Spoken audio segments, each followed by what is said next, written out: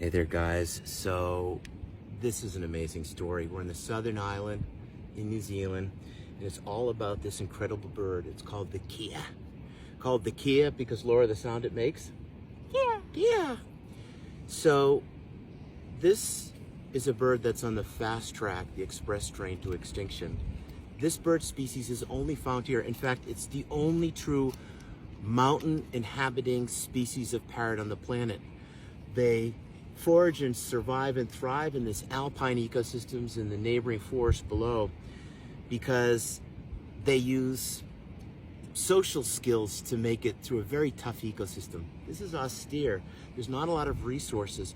So the kea uses intelligence, and it uses being gregarious and curious as a way to survive. Essentially for the kea, there's survival in numbers. Now, Laura, this is a very young bird. How old would this be?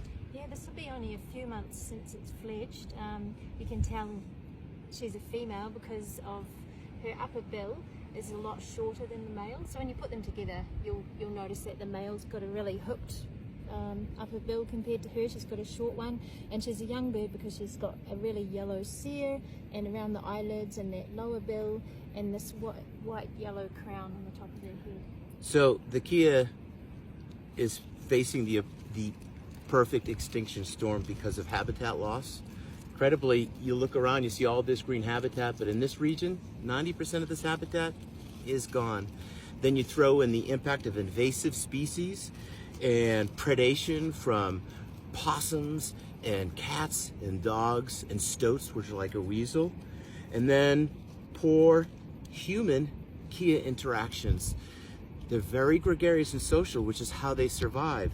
But that curious nature is what brings them into trouble. That's their Achilles heel, because they'll go up to people, they have no natural fear, they're hardwired to be curious. But here's the good news. Even though today there's only about 5,000 of these keas left, because of this project, the Kea Conservation Trust, Laura and her colleagues' work, they're giving me a fighting chance. They're giving these keas a chance to survive.